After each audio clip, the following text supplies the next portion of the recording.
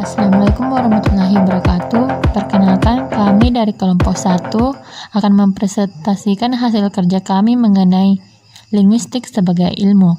Adapun anggota kelompok kami yakni Nur Eka Widiarsi, Muhammad Nur Aldi, Nisma Annisa S.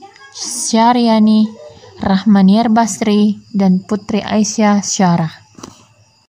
Assalamualaikum warahmatullahi wabarakatuh. Perkenalkan, saya Nur Eka Widiarsi sebagai pemateri pertama.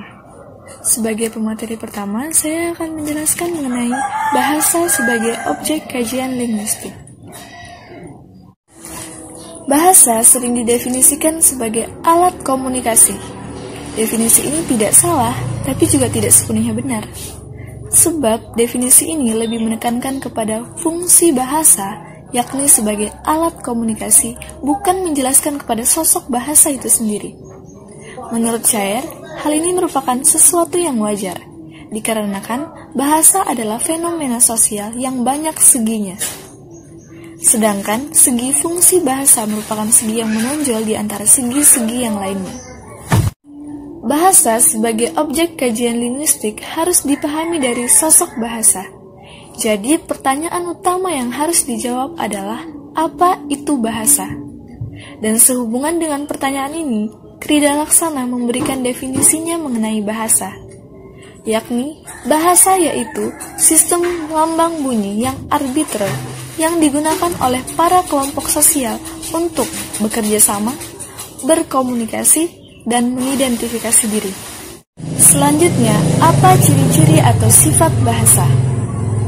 Ciri-ciri atau sifat bahasa yang pertama yaitu bahasa adalah sistem. Lalu, apa itu sistem?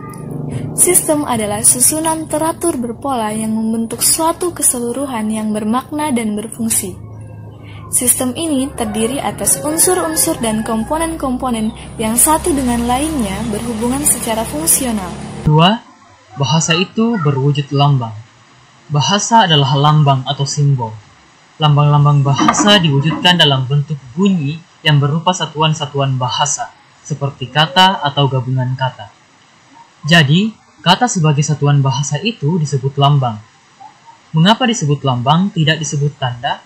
Karena lambang bersifat arbitrer, tidak ada hubungan wajib antara lambang bahasa yang berwujud bunyi kuda misalnya, dengan benda yang dirujukannya, yaitu seekor binatang berkaki 4 yang bisa dikendarai. Tidak ada hubungannya sama sekali. Ketiga, bahasa adalah bunyi. Bunyi yang termasuk lambang bahasa adalah bunyi-bunyi yang dihasilkan oleh alat ucap manusia. Tapi tidak semua bunyi yang dihasilkan oleh alat ucap manusia termasuk bunyi bahasa. Bunyi seperti bersin, batuk-batuk, berteriak, bukan termasuk bunyi bahasa. Meskipun dihasilkan oleh alat ucap manusia, karena bunyi-bunyi itu tidak mengikuti aturan bunyi dalam sistem bahasa. Bunyi-bunyi itu tidak terjadi dengan tidak disadari, melainkan secara tidak sadar. Keempat, bahasa itu bermakna. Seperti yang telah dikemukakan, bahasa itu adalah sistem lambang yang berwujud bunyi atau ujaran yang dihasilkan oleh alat ucap manusia.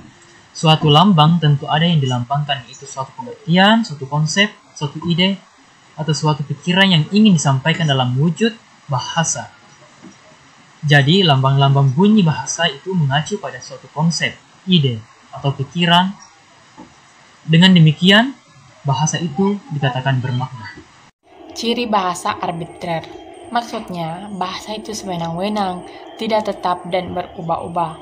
Misalnya saja di Indonesia, sebuah benda yang terbuat dari papan digunakan untuk menulis, disebut sebagai papan tulis. Kemudian di Inggris disebut sebagai blackboard dan di Jawa disebut sebagai blabak. Mengapa benda yang sama disebut dengan penyebutan yang berbeda? Itu karena sifatnya yang arbitrer, kesewenangan terhadap bahasa. Ciri bahasa yang konvensional, yakni semua anggota masyarakat bahasa memenuhi konvensi bahwa lambang tertentu digunakan untuk mewakili konsep yang diwakilinya. Ciri bahasa yang produktif. Maksudnya adalah meskipun jumlah unsur bahasa terbatas, namun dengan keterbatasan itu dapat disusun satuan-satuan bahasa sesuai dengan sistem yang berlaku dalam bahasa yang bersangkutan. Bahasa itu bersifat unik. Bahasa itu unik, artinya setiap bahasa memiliki sistem yang khas serta spesifik yang tidak dimiliki oleh bahasa yang lain. Bahasa itu dinamis. Bahasa mempunyai keterikatan dan keterkaitan dengan manusia. Segala kegiatan dan gerak manusia tidak pernah lepas dari kegiatan berbahasa.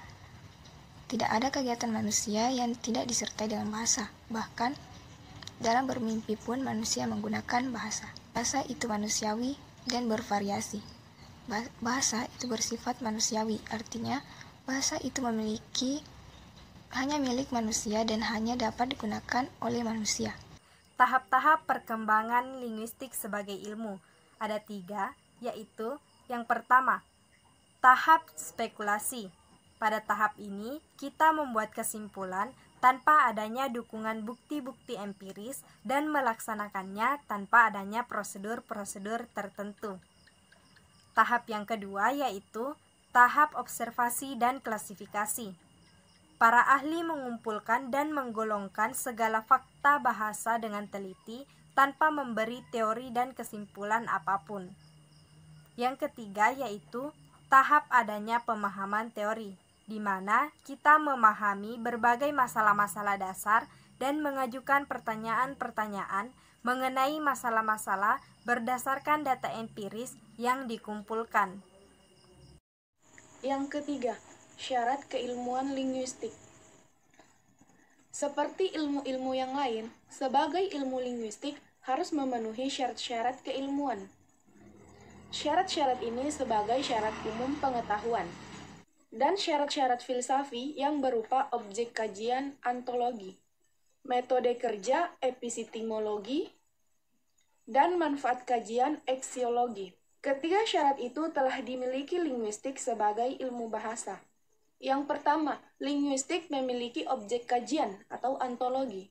Linguistik sebagai ilmu memiliki objek kajian, yakni bahasa. Bahasa meliputi bahasa daerah, bahasa Indonesia, dan bahasa asing. Penjelasan objek kajian ini pun dapat dilakukan dengan gamblarik, dengan menggunakan bahasa dan peristilahan yang tetap dan jelas. Yang kedua, yakni linguistik memiliki metode kerja atau epistemologi. Dalam menelaah atau mengkaji bahasa sebagai objek kajiannya, linguistik menggunakan pendekatan atau metode yang jelas.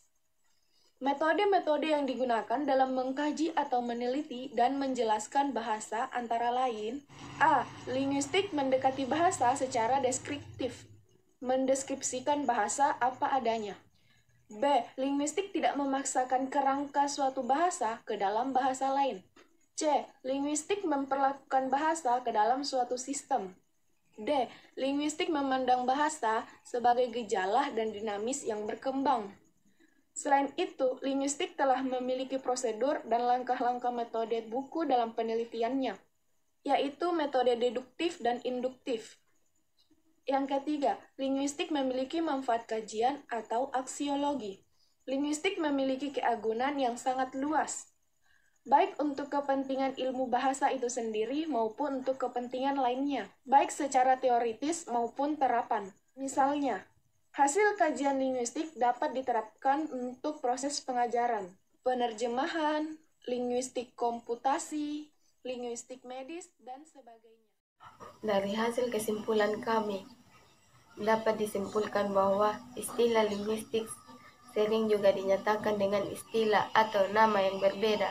Ada yang menyatakan linguistik, pengantar linguistik, pengantar umum, atau pengantar linguistik umum.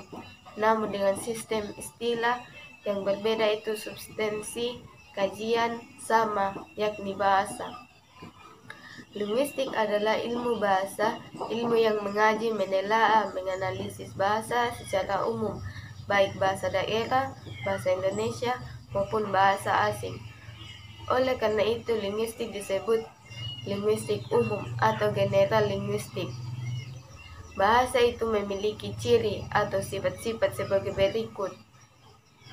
Bahasa adalah sistem bahasa itu berwujud. Bahasa itu bunyi, bahasa itu bermakna, bahasa itu arbitrer, bahasa itu konvensional, bahasa itu produktif, bahasa itu unik, bahasa itu dinamis, dan bahasa itu manusiawi serta bermanfaat.